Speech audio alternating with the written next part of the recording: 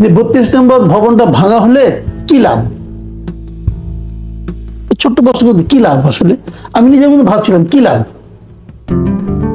আপনি তো মানে এই ভবনে তো শেখ হাসিনা থাকতেন না, এই ভবন তো শেখ হাসিনার প্রতীক না, এই ভবন হলো কিন্তু ফ্যাসিজমের আইকন তো ছিল এই কিভাবে ভবনটা। এই ভবনে আমরা দেখেছি পূজা করা হতো রীতিমতো। এটা একটা মিউজিয়াম ছিল, এটা একটা মিউজিয়াম ছিল, এটা একটা মিউজিয়াম ছিল। এবং সেই মিউজিয়ামটা ভাঙলে কি লাভ, বরঞ্চ আমি ক্ষতিটা বলি আপনাকে। ক্ষতিটা কোথায়? ক্ষতিটা হলো ইন্টারন্যাশনালি এই ঘটনাটাকে পজিটিভলি দেখার কোনো কারণ দেখি না আমি। এটা যদি আপনি 5ই আগস্টে ভেঙে দিতেন তখন বলতে পারতেন একটা মব ছিল, গভর্নমেন্ট ছিল না।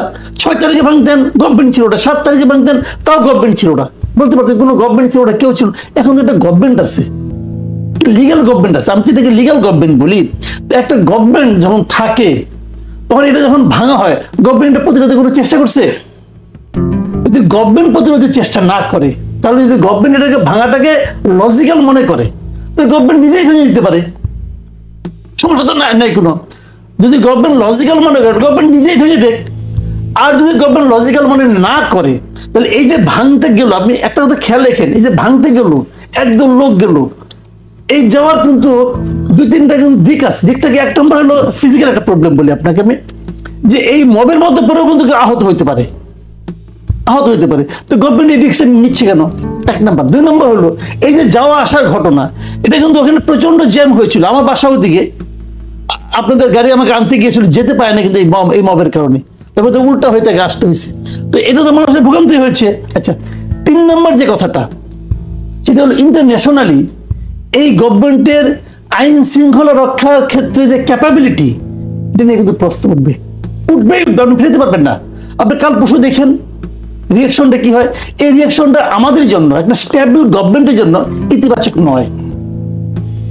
তো এটাকে আমি মনে করি, আর বিপরীত দিকে লাভটা কি? আপনার বলো আইকন তাহলে 6 মাস থাকতে দিলেন কেন? তখনও আগুন দেওয়া হয়েছিল, পুড়িয়ে দেওয়া। আবার এখন 6 মাস পরে এটা যে প্রতিক্রিয়া করা হচ্ছে সেটা আপনি নিশ্চয়ই জানেন, যে পতিত ফ্যাসিস্ট 6 মাস কি, 6 মাস কি তোমার ছিল না? উনি একটি ভাষণ দিতে চেয়েছেন, সেই কারণেই একটি ক্ষোভ কাজ করেছে। তারা আবার রাজনীতিতে ফিরতে চাইছেন। তারা যদি রাজনীতিতে ফিরতে চায় বলি, যে আওয়ামী লীগ রাজনীতিতে ফিরতে চায়, দেখেন এখানে কিন্তু কতগুলি জিনিসগুলো মানে আমার বিবেচনা, আমি যেভাবে দেখি আর কি, যে ঘটনাগুলো ঘটেছে গত 17 বছর 18 পর 16 বছর ধরে আওয়ামী লীগ যে অপকর্ম, আওয়ামী লীগ বলবো না, আমি বলবো যে গভর্নমেন্ট, শেখ হাসিনার নেতৃত্বে যে গভর্নমেন্ট ছিল এবং তার নেতৃত্বে যে আওয়ামী লীগ ছিল, তারা সারা দেশে যে সন্ত্রাসের রাজত্ব কায়েম করেছে, যে আপনার মানে সব দিক দিয়ে যে ফ্যাসিবাদী শাসন কায়েম করেছে, এর জন্য দায়ী ব্যক্তিদের আমি মনে করি প্রত্যেকটা লোকের শাস্তি হওয়া উচিত। এমনকি যদি উপজেলা পর্যায়েও কেউ করে থাকে, তারও শাস্তির আওতায় আনা উচিত। এটা আমি মনে করি, পার্সোনালি এটা মনে করি। শেখ হাসিনা তো আনাই উচিত, তাকে শাস্তি দেওয়া উচিত। কিন্তু আপনি যখন এটাকে যখন আপনার দলীয় ভাবে যে আওয়ামী লীগ কেন রাজনীতি করবে, যে এটা আপনি বলেন, তাহলে আমি একমত না। কিন্তু আওয়ামী লীগ দলটা তো আদর্শ ভিত্তিক রাজনীতি করে এসেছে। সেই জায়গায় আওয়ামী লীগের এই আদর্শের জায়গায় যদি আপনি পরিবর্তন না দেখেন, যে আদর্শের উপর ভিত্তি করে তারা ফ্যাসিজম কায়েম করেছে, যে গঠনতন্ত্রে কোনো পরিবর্তন নাই, যে আদর্শে আমরা আওয়ামী লীগ দলীয় ভাবে কোন তাদের কোনো রেজলিউশন নিয়েছে, গঠনতন্ত্রে পরিবর্তন করেছে, যে আমি এটা করলাম না, এটা করবো না বলছে? বলেনি। এটা হলো আওয়ামী লীগের যিনি নেতা ছিলেন, তিনি এই কাজগুলি করেছেন। দেখেন আমি একটা কথা বলি, এই যে আমাদের একটা সংবিধান ছিল, এই সংবিধান কোথাও লেখা ছিল যে প্রাইম মিনিস্টারের বোন প্রাইম মিনিস্টারের সঙ্গে সকল রাষ্ট্রীয় অনুষ্ঠানে যাবেন? আছে লেখা? নাই। তুমি তো নিয়ে গেছে না? তার মানে উনি এই দেশটাকে ওনার দেশটাকে ওনার প্রত্যেক সম্পত্তির মতো ব্যবহার করেছে, গাইড জোরে করেছে। সংবিধানের জোরে একটা আছে, সংবিধান তাকে প্রশ্ন করার জায়গা দেয় নাই, এটার জায়গাটা আছে, অস্বীকার করবো না আমি। কিন্তু উনি তো তাও লেখা নাই, কিন্তু উনি ওটা নিজের মানে ব্যক্তিগত যে স্বৈরাচারী মনোভাব, তার কারণে এটা করেছেন। তো আপনি যদি মনে করেন যে আওয়ামী লীগ দলটা ইটসেলফ স্বৈরাচারী, আওয়ামী লীগ দলটা, তো দলটাকে নিষিদ্ধ করে দেন। নিষিদ্ধ করেন না কেন? আপনি কি মনে করেন যে নিষিদ্ধ করা উচিত? আমার মনে করেন আসা যায় না। তো আমি তো আপনার মত জানতে চাইছি। না, আমি এই প্রশ্নটা আমার জন্য অপ্রাসঙ্গিক।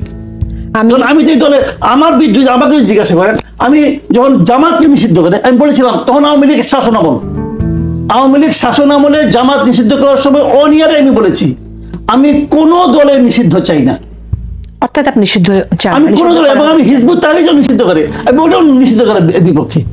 আমি মনে করি প্রত্যেকটা লোককে তার কথা বলতে দেওয়া উচিত, জনগণ সিদ্ধান্ত নেবে কে থাকবে কে থাকবে না।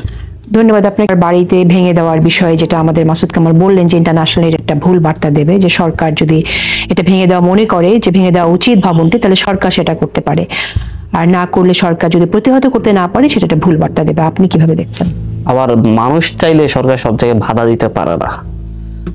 আপনার একটা জিনিস আমি একটা উদাহরণ দিব। আজকে যখন হচ্ছে আমি অফিস থেকে বের হচ্ছিলাম, রাস্তায় আমি একটা জটলায় দেখলাম, সেখানে আমার পরিচিত একটা ছোট ভাইকে দেখছি, জানাশোনা। সে হচ্ছে ইন্টার ফার্স্ট ইয়ারে পড়ে ধানমন্ডি আইডিয়াল কলেজে। তো বলতেছিলাম কোথায় যাচ্ছ, বলতেছে 32 নম্বরে ভাঙতে যাচ্ছি। বললাম এটা তো আগুনেই পোড়া, কেন যাচ্ছ? শেখ হাসিনা ওখানে থাইকা যতবার আমার দেশের মানুষকে জ্বালা যন্ত্রণা দিতে চাইবে ততবার যাই ওখানে ভাঙবো, একটা কঙ্কর থাকলেও সেটাও ভাঙবো। কিন্তু এটা ভেঙে আমার একটা প্রশ্ন আপনার কাছে, এটা ভেঙে আসলে শেখ হাসিনা কিছু যায় আসে না? আমি কতবার যাই ওখানে ভাঙবো, ইন্টার ফার্স্ট ইয়ারের একটা ছেলের অনুভূতির কথা। সে কি চিন্তা করতেছে? সে চিন্তা করতেছে শেখ হাসিনা ভারতে বসে এই দেশের মানুষকে যন্ত্রণা দিচ্ছে, এবং সে যদি 32 নম্বরের একটা ইটে আঘাত করে শেখ হাসিনা এতে যন্ত্রণা পাবে, সে উল্টো যন্ত্রণা দেওয়ার জন্য চিন্তা করছে।